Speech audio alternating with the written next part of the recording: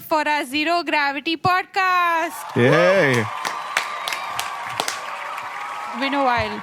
It has been a very long time. Not that long, no? It's been... When was the last time we posted? Just 45 days ago.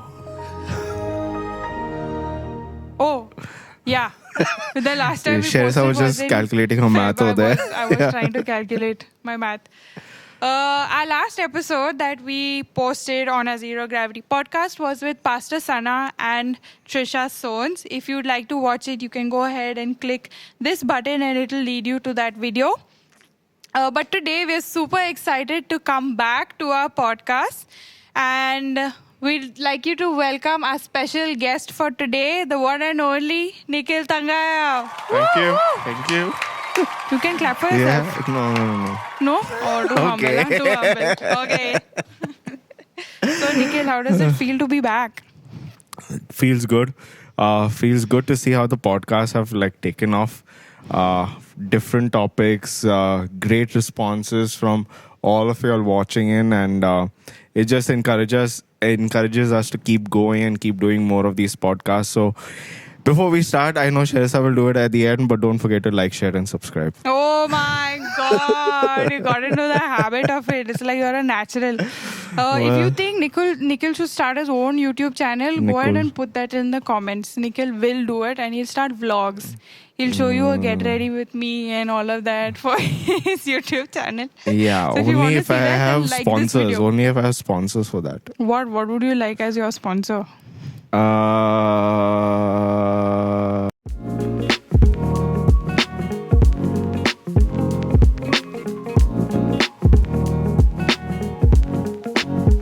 Before we move on to the topic that we're going to be discussing with Nikhil, we're going to do a little recap of the topics that we've been discussing at our Zero Gravity gatherings. And Nikhil, why don't you go ahead and explain the theme that we were following for the first 4 months of 2025? Yeah. So the theme that we've been following is being. And it just comes back from what God impressed on my heart in December. It's good to do things, but oftentimes in the doing we forget the simple things, and the simplest thing is to just be.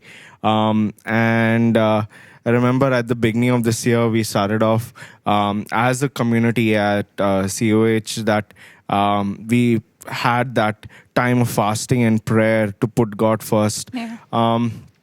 And a lot of us from the community may have never fasted or prayed before, and that was the first time this year they actually did it. Especially our young people, and it was so encouraging to see them join in for prayer every morning. But every time we have that great enthusiasm, zeal for what we are going to be doing for God, there's always going to be the pushback from the enemy. Yeah. Right? And hence it is so important for us to, in those moments, to still be still in the presence of God. Still understand that no matter whatever is going on around us, we need to come back to the simple things of being. And that this theme was taken actually from Revelation chapter 2, where Jesus is speaking to the church at Ephesus, and the church was doing really good things. They had taken strict action against the false teachers, etc. Got a lot of order back within the church. But Jesus has this one thing against this church at Ephesus. He says, come back to your first love. You have left your first love. He doesn't say that you have lost your first love, but you have left or abandoned your first love. And that is something that oftentimes in the process of doing a lot of things for God, we miss out on the smallest thing of coming back into that intimate relationship with God and just enjoy being in His presence and loving Him. So that's why we just wanted to focus on just getting back to the basics of being in God's presence. Yeah. Actually, even through the topics that we've been discussing, they've been such simple topics, but Yeah. it's been so foundational Yeah. for like getting back to your first love. Correct. Like the different topics that we discussed from coming back to being was one was like being you, Yeah. being independent, Yeah. being purposeful. Mhm. What were some more topics that we Being planned? holy. Yeah. And soon we'll be covering being disappointed. Being So- disappointed. Yeah, little teaser for the topic that we're going to be discussing with Nikhil. But yeah, if y'all would like to know more about what we've discussed, y'all can even get in touch with us. We'll put contacts down below, or y'all can join us in the chat and we'll discuss the topics further. Now, coming to what you're going to be sharing at Yeah. our Zero Gravity gathering this Sunday Yeah. is being disappointed. And very strategically, you asked our social media designer to make a graphic that says being joyful, but with an asterisk. So, explain why the asterisk, what's your purpose for this topic, and Yeah. yeah, basically that. A question that I'll ask you back is can you have joy, or are you joyful 24/7?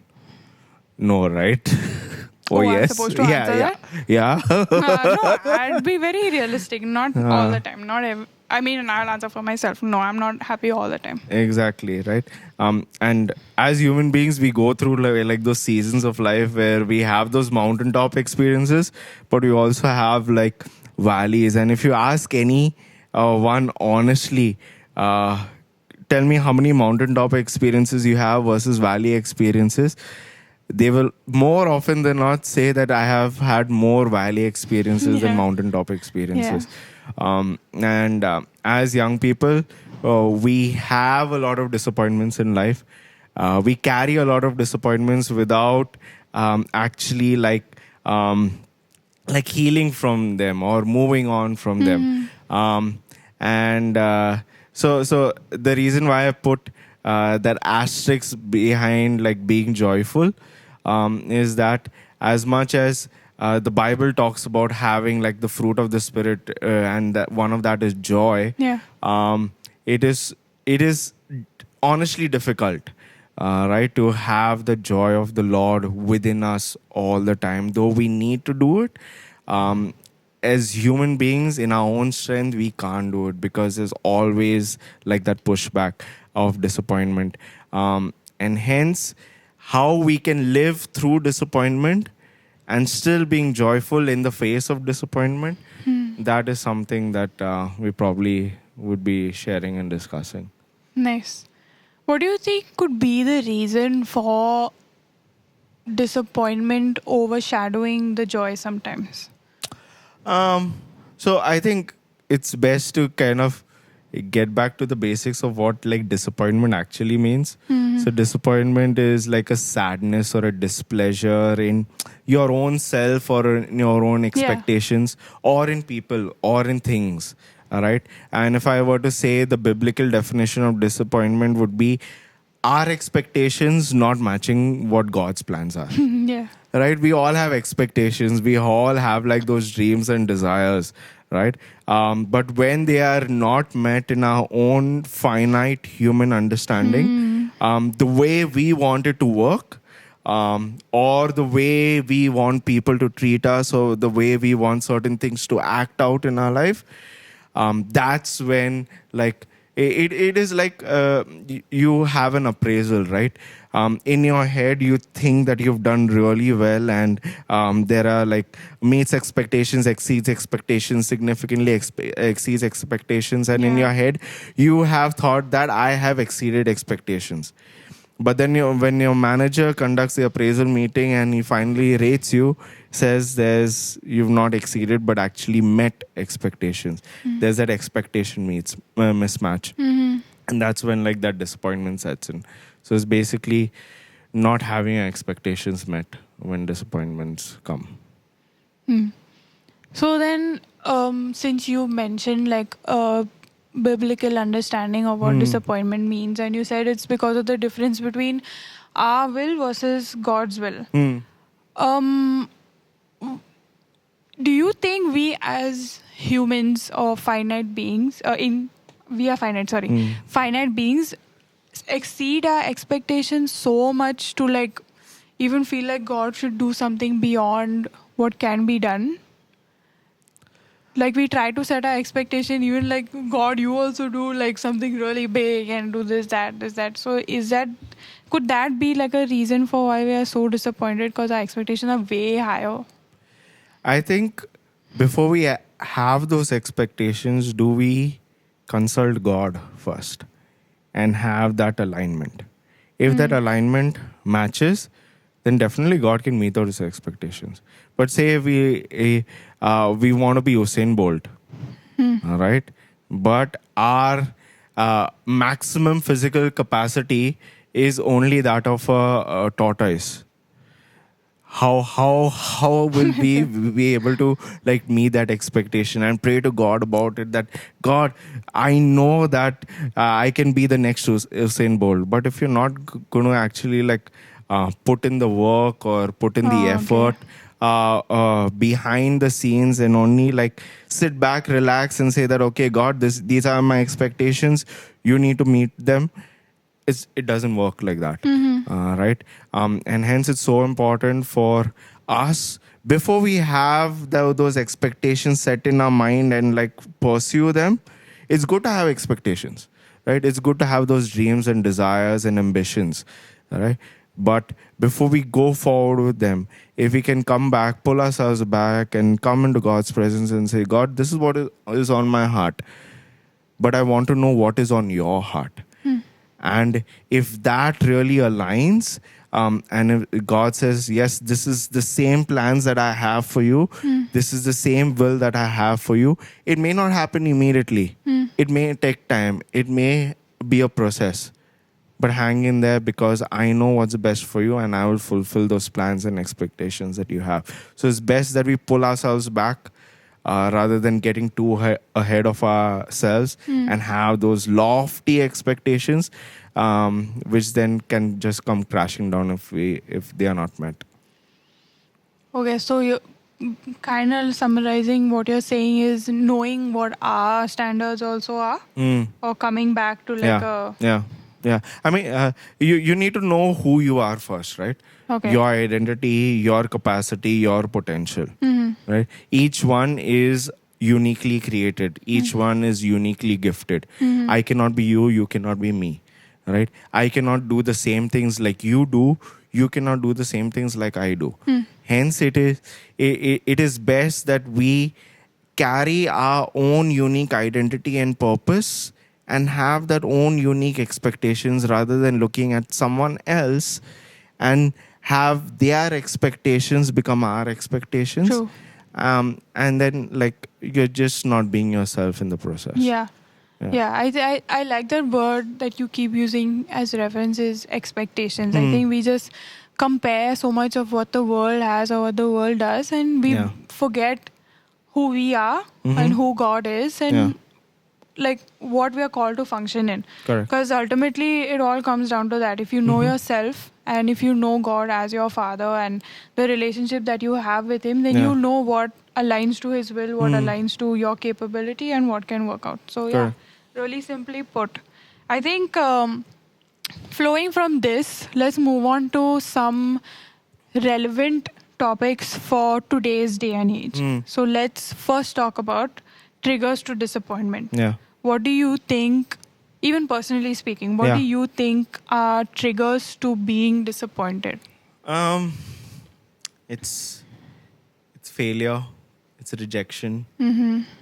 It's not getting the desired answers or the desired responses that you want.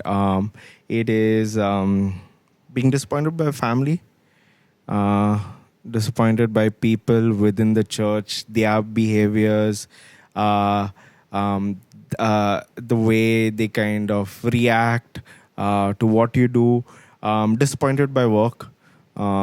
There's a lot of work pressure nowadays where it's all in the rat race. We have like people saying that you need to work 70 hours a week, and it's like getting into that rat race just to achieve some position, and then when you don't achieve that position or status by a certain time, you feel that you've not really made it Yeah. in life.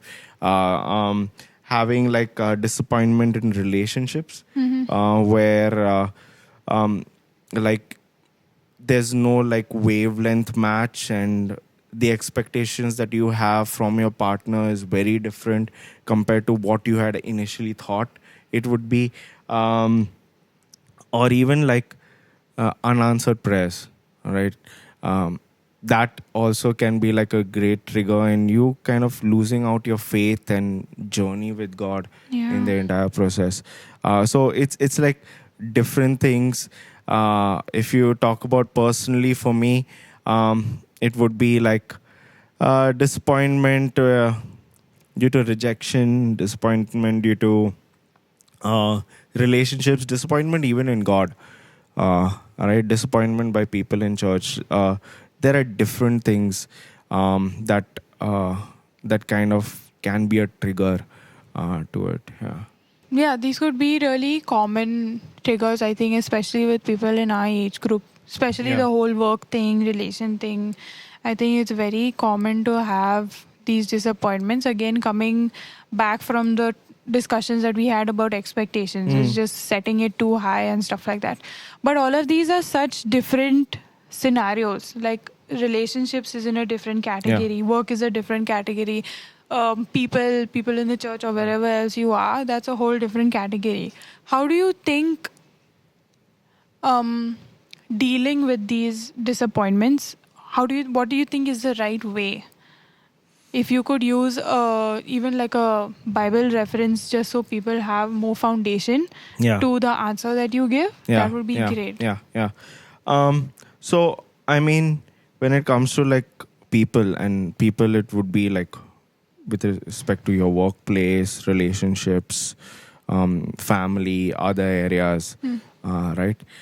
One thing is, people are not going to be like the perfect, like perfect models of who you Yeah. thought they would be.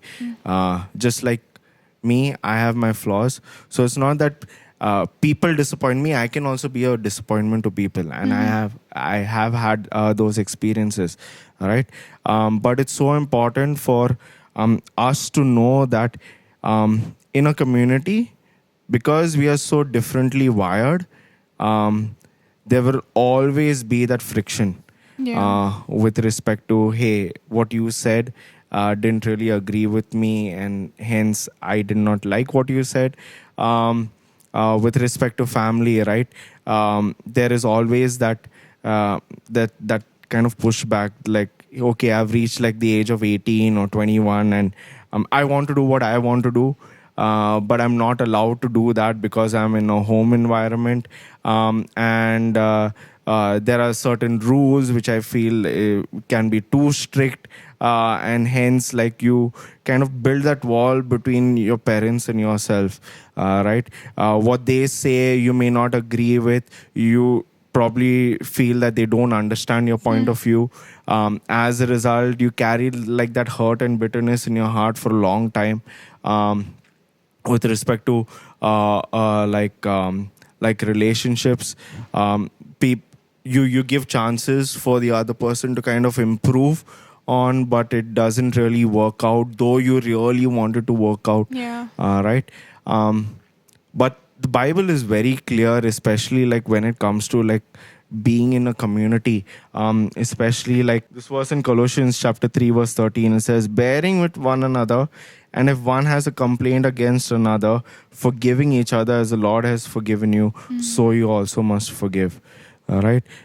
This is something that I've always said many times in Zero Gravity. Hurt people will always hurt people, but love people will love people. Yeah. If you have experienced the love and forgiveness of God, you are able to be, I wouldn't say like the bigger person, but you're able to be the different person in that scenario.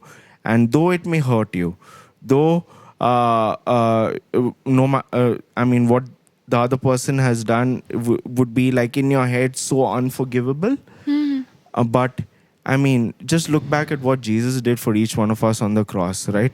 We were so unworthy, yet God chose to send His Son into the world to die for us, as so that the sin that we have is taken up on the cross. He bore that like gruesome, underwent that gruesome death, but the story didn't end there. He rose on the last day, just so that we don't die in sin, but we live life. And that is like the greatest example of forgiveness and love. Yeah. Right? That really bridged that gap between God and man. So if you are really intentional about maintaining those healthy relationships with people, be the different person in that relationship. Choose to forgive. It is difficult. The process will hurt you, but ask God for strength, ask God for discernment, ask God for wisdom to use the right words. There have been times last year where I've had those tough conversations with people where I felt like I may have disappointed them or they have disappointed me. But it's good to have those conversations, especially in a healthy environment, because that really builds relationships up. Yeah. That really tells you that, hey, you value those relationships. You value more than relationships. You value the people. You value the person. And the more love we have, the more forgiveness we can offer. And the love can only be poured out from the true source, and that is Jesus. If we don't have that source, then it becomes difficult for us to love other people. It becomes difficult for us to forgive other people, and then we continue to live in that pit of disappointment. True. Yeah, I mean, the solution for that seems pretty, like, very mature. It's like Yeah. you have to be in a whole sense of maturity to realize that you have to do something different Yeah. than what the world does. But consider someone who's like newly pursuing Jesus, Yeah. newly learning about the Bible and stuff like that. You can't just expect them to flip and be like, okay, no, I have to be mature now. Yeah. So for people like that, using obviously the life of Jesus as a reference, how do you console them or have a conversation with them about scenarios where they're just constantly being disappointed after Yeah. disappointment after disappointment? Yeah. I mean, one thing is, it is okay to not be okay. It is okay to have disappointments in your life, but it's not okay to remain in that pit of disappointment. Yeah. To linger. And forget about a person who has like newly started their walk with Jesus. Even people who have like walked with Jesus for many years, That's they true, still absolutely. struggle in this Yeah. area, right? Because it is something that, I mean, people are the same. The feelings are the same, right? But the feeling is something that is very transient.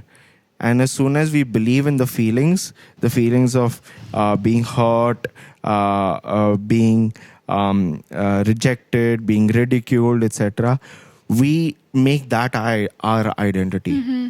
And then when that becomes our identity, we slowly forget who we actually are and who God actually created us to be. Disappointments then become our identity. If you meet someone on a Sunday morning and ask them how their week was, and if they consistently say the week was not great, or I'm not doing great, or this has happened to me, that has happened to me, right? You're not getting out of that pit of disappointment, and it is difficult. It takes time, and the only way that you can do that is by having community to journey along with you, to help you pick you up, because sometimes in that pit, a pit is dark, right? You really can't see, like, you can see like the light, but you feel like you're so deep down in the pit, like nobody would be able to kind of see you or help you out. Yeah. Right? And it is in that scenario where community matters, where you know that, okay, this is the person I can journey along with, and when I fall down, I can trust this person to help pick me up. and that can only be found when like there is that trust and that relationship built on the foundations of what of who Jesus is and what his word says. All right, so it can be difficult. It can be a long drawn out process at times, where I mean yesterday only I was talking to someone where just one disappointment got over and the next disappointment started and the next disappointment started, and it's like a tunnel, right? You there's always that phrase, there's light at the end of the tunnel. Yeah. But as soon as that tunnel gets over and you see the light, there's another tunnel that comes in. And then there's a sign saying that there's light ahead. But how far ahead? You really don't know. And sometimes Wow. it can be like that long drawn out process. But remember Paul when he says, take this thorn away from my flesh, it hurts, right? 3 times God says, my grace is sufficient for you. My grace is sufficient for you. And though we may not really understand that concept in the middle of a disappointment, the sooner we realize that we are not alone in that pit and that we have Jesus with us and that we have community who loves us, we will be able to kind of move forward and press in the right direction. True. True. I mean, so much of like the concept also of disappointment and then being joyful also has a lot to do with people. Yeah. Whether it's getting disappointed or whether it's like bringing you to a place of being joyful, both of them have Yeah. require people. So I guess it's one end And- of the tunnel that you have to deal with. Yeah. And more often than not, disappointment comes especially when it's someone very close to you. Yeah. Right? You don't really, I mean, it kind of affects you a bit when someone is not close to you, disappoints you, but it affects you a lot when the people closest to you hurt you the most. And when it happens, it kind of completely knocks the wind out of you. Right? And then you have those walls being built up of who can I trust anymore? If I if I build a friendship with someone, that fear is always there of that person letting me down. Right?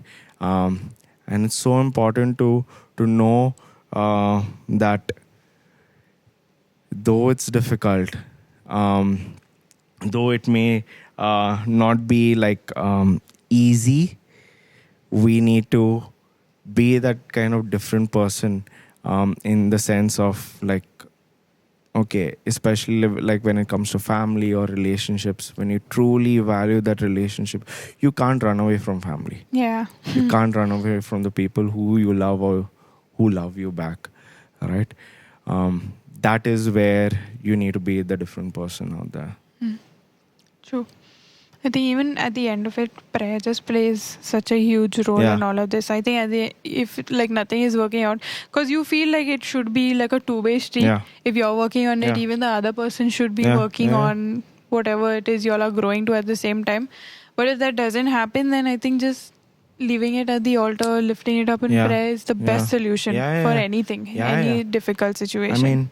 I mean, there's a say of get low to get high. When you get down on your knees,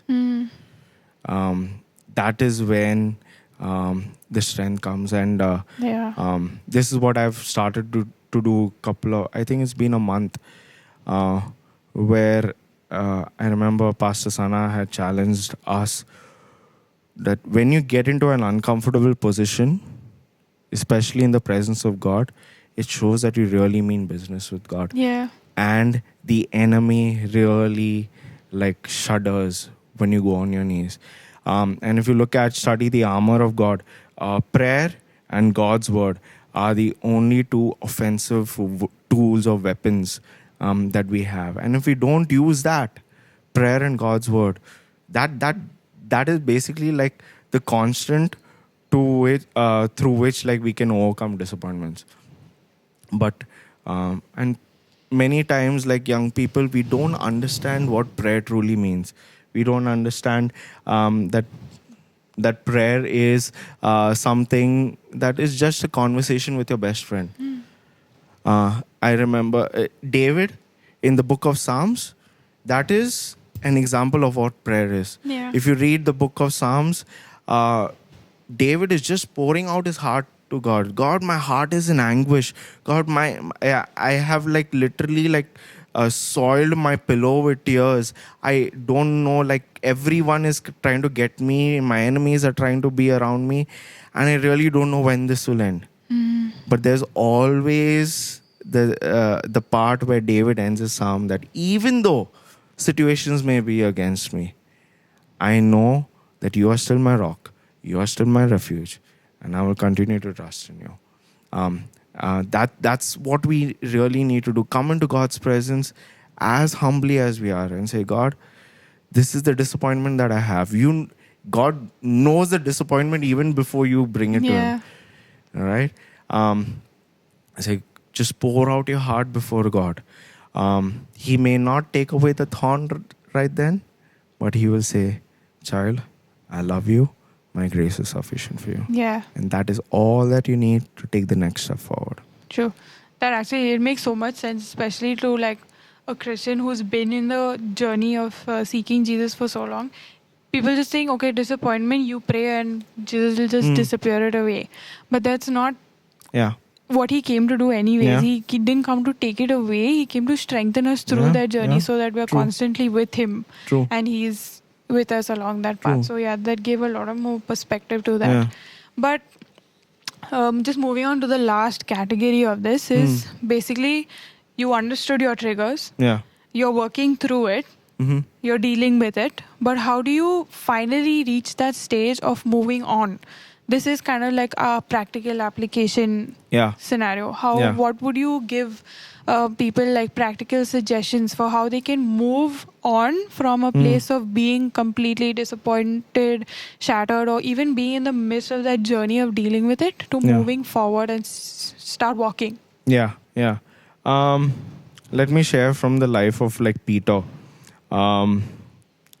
At the Last Supper, when they were all at the table, Jesus told the disciples that in those final moments, you will disown me, you will betray me. Yeah. Right? And Peter was always like that loud guy, really like he was like the enthu cutlet among all their disciples. And he looked Jesus in his eye and said, Lord, I will never like betray you. And then when the rooster crowed 3 times, he betrayed Jesus. And at that time, it was not like Jesus was far away. It says in the Bible, in Luke chapter 22, it says when Peter denied Jesus, Jesus was within earshot distance and he looked at Peter. And that is when Peter remembered what Jesus had told him and he went outside and wept. And after that, when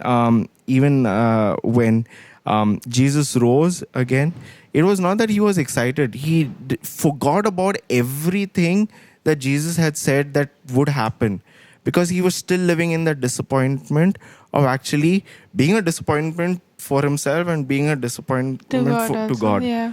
Right? And remember what Jesus had told Peter, what his calling would be. On you, Peter, the rock, Yeah. I will build my church. My church, yeah. And hence, Jesus in John chapter 21, verses 15, Jesus asked Peter 3 times, do you love me? Do you love me? Do you love me? It was so that Jesus would not allow Peter to live in the pit of disappointment, to get blinded by his call, to forget about his call rather, right? He wanted Jesus wanted Peter to know that despite the disappointment, he still loves him. So that is like the first practical like thing, that no matter what you go through in life, no matter what you may experience, the feelings of like guilt, shame, anger, betrayal, hurt, rejection will always be there. But if we choose to believe in the feelings rather than in the fact, and the fact is God still loves us and He's still there to carry us through, if we choose to believe in those feelings, then we are taking a back Yeah. step. But if we choose to like really believe in the fact that God still loves us and He's there to carry us through those disappointments, that will be like the number one step. Number two is don't be too hard on yourself. Um, it's good to have those expectations, but when those expectations are not met, don't be disappointed in yourself, because then you'll be a stumbling block towards proceeding to whatever God has planned for you, right? You won't be able to kind of understand the whole big picture of things. Thirdly, be plugged into community. I think that has been one of the constant or the common threads in all of our podcasts so far about the importance of community.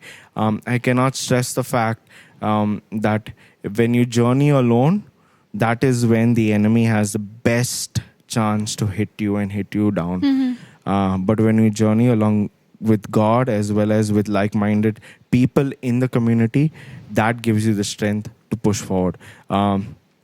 Because it's just like when you're kind of working out with friends, they will push you one more.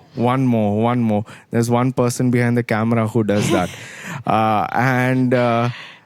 He does that for you, or you have to do no, it he for does him? that for me. He does that for me. He counts all the sets wrong just so that I do more. But that's the thing, right? Community will push you on, will carry you through. Yeah. Right? They will not allow you to linger in that pit of disappointment. They want you to move forward. So these are like three simple things, and never forget the offensive tools that you have during those seasons of disappointment. Spend time in God's word, because when you feel disappointment hit you like a tsunami, you'll always be remembered, be reminded of what God says in His word.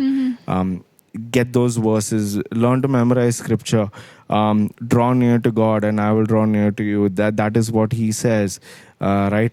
There are so many, I will never leave you nor forsake you. The Lord is my shepherd, I shall not want, right? Those are like simple verses that we kind of memorize, but we don't understand what the true meaning of it. When we actually claim and walk in what the true meaning of those verses are, it gives us strength to move forward and go down on your knees, pray and say, God, it is hard, it is difficult, I really don't see the light at the end of the tunnel, but I know that you are still on the throne, your eyes are still on me, that you have not forgotten about me, that you still love me, and you'll take me through. True, yeah. Yeah. Actually, after watching the Chosen series, also just imagining what that entire scenario was when Jesus was looking at Peter, literally at his face, and being like, "You sitting at the table right there, you're going to deny me 3 times," and he's just like, "No, it's not going to happen." Same thing with Judas, and both those people disappointed Jesus, and in our minds, it's just like disappointing God or disappointing somebody else or whatever. It just seems like such a, like if we look back at it, we are like, I don't think I'll do that ever. And again, with expectations, it's like we just set it so high for ourselves. But when you come to the humble knowledge of knowing that you are actually human and it's very natural for you to make that mistake, I think that's one big thing that like can help you know, like help you take it a little easier on yourself. Plus knowing that Jesus is there for you no matter what. Like not taking advantage of it, but realizing that if you are in true repentance and true, like you realize your place and you realize how you need to move forward and cleanse yourself of what you've done in your past, and that Jesus has already done that for you, I think that's a really straight, clear path for you to move forward. And you couldn't have put it in a better way. So now we're going to move on to the last part of our section, and here Nikhil is going to explain the topic that we are going to be discussing for the next few months at Zero Gravity in the year 2025. So Nikhil, go ahead and explain that to us. All right, it's very simple.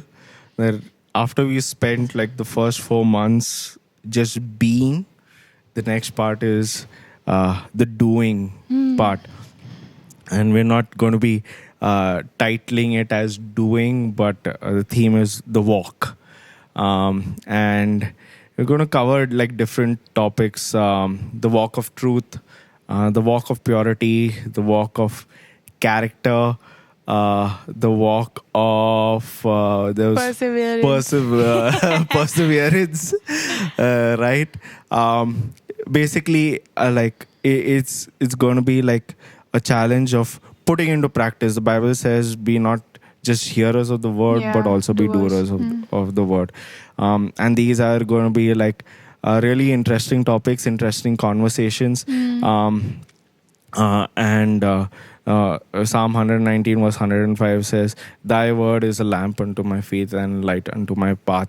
And if we walk with that light ahead of us, with God's word ahead of us, it really makes the walk a lot more easier. Yep. Knowing that it's going to bear fruit in due season. Yeah. Yeah.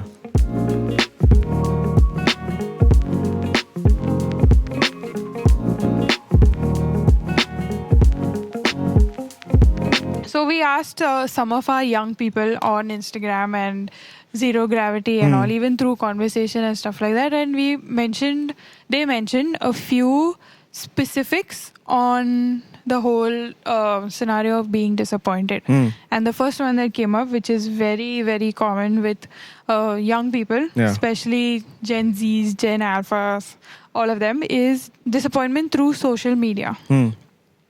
First, since you're like a millennial, you know what Instagram is now, by the way? It is where you post on Facebook. Post on Facebook. I'm talking about Instagram.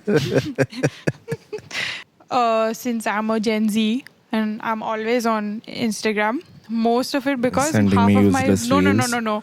Most of it because half of my work is on Instagram. If you're doing social media, you have to be on Instagram, na? Yeah. So even doing stuff like that, like literally while you're working, you're combining the thing of being disappointed by social media as well as being disappointed in your work scenario.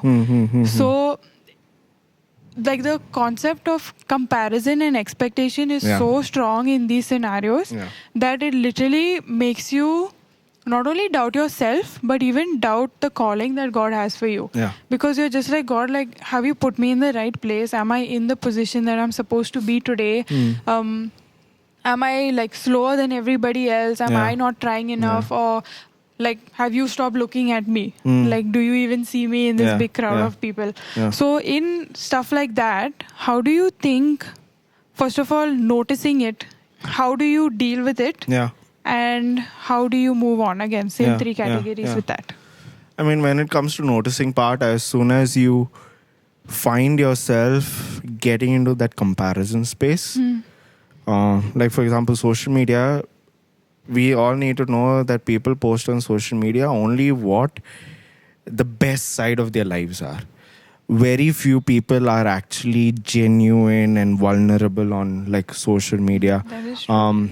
And it's good to follow those kind of genuine, vulnerable people rather than people really posting like the perfect picture with hundreds of different filters and really wanting their followers to be jealous of them.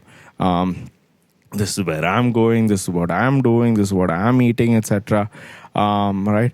And to be honest, in fact, couple of years ago, I used to be also in that space where I really wanted to show like the best version or the best life only on social media, till I kind of got convicted where it is in that race, like you said, of wanting to be someone else, but you're actually kind of losing out on your own true identity. When you get into that comparison where you always feel the grass is greener on the other side, when you cross that side, you'll find out that the grass is not greener at all. So what's the point of really getting into that space where you see someone is posting that, hey, they've gone travel to so-and-so country and that has been on your dream destination ever since you were born, and you want to go but you don't know how to go there, etc. As soon as you find yourself getting into that comparison space and wanting what the other person has, you need to kind of take a hold of yourself and like stop. I wouldn't say, see, for some people, a social media detox works. Yeah. For some people, it doesn't, because you know at the back of your head that you're going to go back to social Yeah, media that's true. and you're going to be seeing the same things. Mm-hmm. So the best thing is to follow people who are really genuine, who are really like, who post really authentic, good stuff that actually would build you up rather than break you down, or rather than getting those feelings of envy, etc. When it comes to workplace, right? In today's day and age, you want like a good position with a good package, and there's nothing wrong with it. All right, you always want like a good work environment, etc. And at the beginning, all companies will put on the best side of themselves Yeah. to impress you.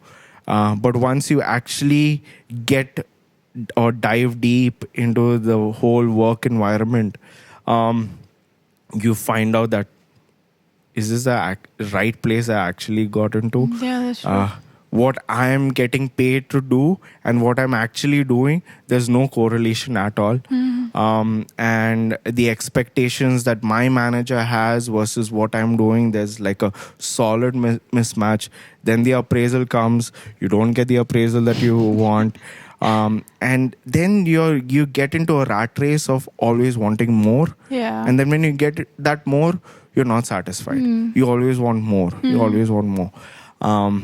And this is what sometimes satisfaction is good. It is essential to have. But when you combat it with stability, and even though you may not have like the perfect environment, but as long as you're stable, you know who your source of satisfaction is, who your source of provision is, which is God. You have a job that may not be 100% good. No company is perfect, right? You'll always switch companies and you'll always find faults, etc. But if that is the place where God has called you to, again, when it comes to work, even before you sign that offer letter, ask God, is this from you? Yeah. And if you have that satisfaction and that peace from God, go ahead. It may be challenging, but all that God is asking you to do is to be a light in that workplace environment. There may be different work pressures. There may be different toxic people that you have to deal with, and you come back home feeling like really exhausted and disappointed. But if God has asked you to be in that place for that season, it is only to build you up. This is what I kind of wrote down. It says, your personal disappointments are God's opportunities to stretch your faith. Right? Disappointments are not an indication that God doesn't love us. Yeah. We Oh, always that's think that powerful, when that comes, God is like having like a gala time watching us suffer. But that is not how it is. God allows disappointments in our lives for specific purposes. Yeah. And if we come to Him and ask God, in this season, I'm really disappointed, but with respect to social media, with respect to who I'm following, with respect to what I'm seeing, with respect to the work, etc. And ask God, what is your purpose for me through all of this? Yeah. It really kind of brings more clarity and more peace in that sense. True. Yeah. Like even with the social media thing, how you explained saying follow the right people, Yeah. like narrow down your road Yeah. on the type of people that you take influence from. One of the best things, like at least it's written in the Bible also, it says like if one eye sins or something, it says just Yep. take it out. Yep. Like you have no reason to, if you know you're going to get back to it, if you know what Instagram leads you to, Yeah. just get rid of it. Yeah, Like yeah. there are so many like young people, at least even from the leaders, that Yeah. knew what Instagram is like and they're just not on Instagram True. anymore. And that just looking at that, it encourages me so much to know Yeah. that they have the strength Yeah. to say yes to something and say no to something. Like Yeah. even as Thomas said, there's no gray area. It's either Yeah. black Yeah. or Yeah. white. Yeah. So you either say yes to God, Yeah. or if you're not saying yes to Him, then you're basically saying yes to Satan. So Yep. you decide what Decide you want to who say your yes father to. is. Exactly. If your father is God, you'll always have joy. Joy will lead to faith. Faith will lead to True. hope. Hope will Yeah. lead to love, life. And if your father is the devil, then you'll have disappointments. Disappointments will lead to doubt. Doubt will lead to despair, and despair will lead to death of your own self. Wow, yeah. Too good. And the third thing that I wanted to discuss with you, this could be more like on a personal note, is being disappointed in yourself. I Yeah. remembered when you were explaining this topic of being disappointed / being joyful, you gave us 3 categories of where we could be disappointed in. One was ourselves, Yeah, one was with people, Yeah. and one was with God. yeah, And you explained all those 3 scenarios. But with personal growth, I feel like the more you share your life as a leader, the more people will know that it's okay. yeah. I think at least our generation don't get to hear this enough. Yeah, Like it's okay. yeah, Like your mistakes are Yeah. what leads you to where you are Yeah. today. If like Peter, if Yeah. he didn't make mistakes in his life, if he didn't know that okay, Jesus called him to this and he said no to Jesus' Yep. face, but he still went and made those mistakes, yeah. he wouldn't have been the person of influence that he was at the Correct. end of the day. Like literally the church is built on him. Hmm. So imagine the place of Yeah. like Yeah. leadership that Yeah. he's reached. So when it comes to stuff like that, again, the 3 scenarios, how do you notice it? How do you deal with it? And how do you move forward? All right. Time to get serious and emotional. Those are tissues. Where it comes to personal experiences, and I think it's good for like leaders to really be vulnerable, because we are all in the same boat. Nobody is on a higher like pedestal. We all deal with the same issues. So when it comes to like dealing with like personal growth, I remember in 2021 when I lost my mom. During that phase, it was a phase where I had to like kind of struggle on my own. I questioned God a lot during that season. I did not know, and mind you, during that entire phase of maybe like 3-4 months, I was still serving in church. I was still like being actively involved in Zero Gravity, etc. But like the joy was missing. Like I was just doing it because it was my duty.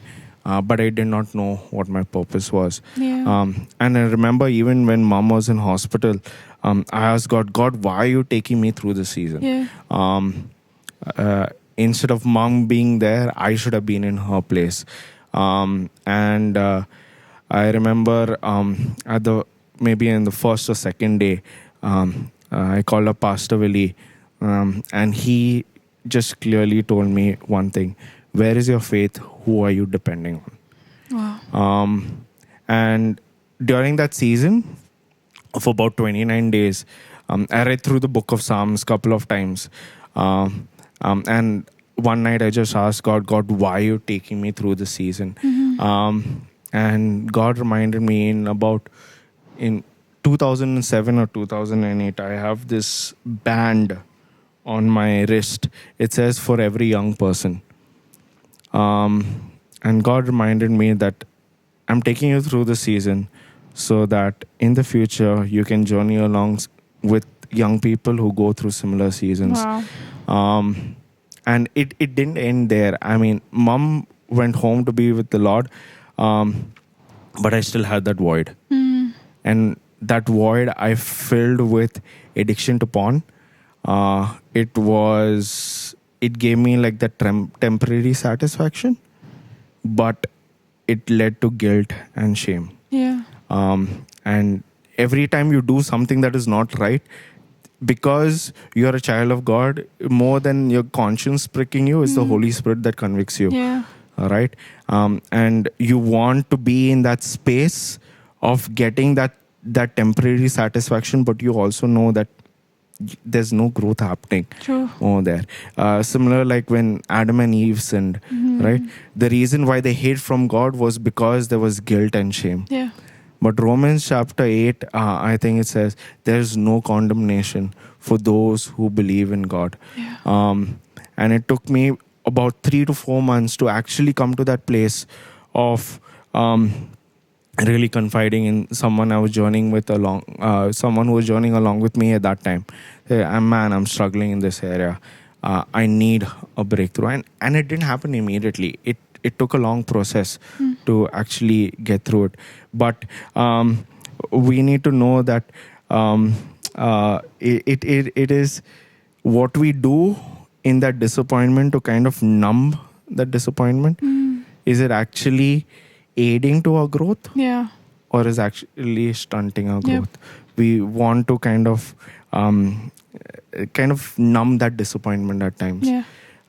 But if we help that disappointment by really trusting in God, I'm really hurting right now. There's no light at the end of the tunnel. There's no growth happening. I'm addicted to certain other things that I'm trying to kind of get that happiness and joy from, but I know it's not right in your eyes. Yeah. And I really want to break free from it.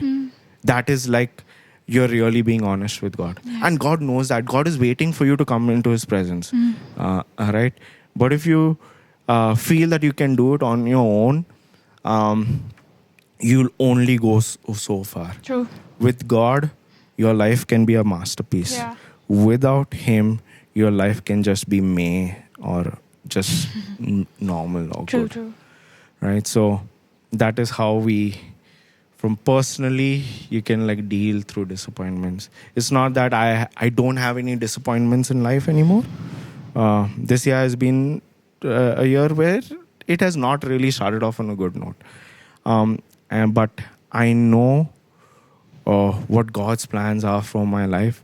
And though the waiting season may be difficult, though I may not get what I want immediately, I will still choose to trust in Him because He knows what's best for me. Yeah. He knows the timing that is right. And when He thinks I'm ready, He will give it to me. Perfect. I think it was a really good note to end this section on. Thank you so much, Nikhil, for sharing from your life. We really, really appreciate you as our leader at Zero Gravity. Nice. We're excited for the next few months. If you all would like to chat with us, if you all have any more questions regarding the stuff that we discussed today about being disappointed, or even if you all have testimonies that you all would like to share, please go ahead and do that in the comments. We always read your comments, and we are even encouraged by the stuff that you all share with us and say to us in the comments. So you all can go ahead and do that below. Now we'll move on to the game part of the podcast. Yes. All right.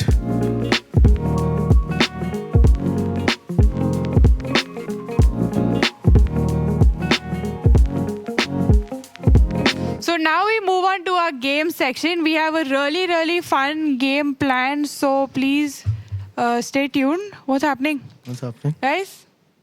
Hello? Hello? The podcast is still on, right?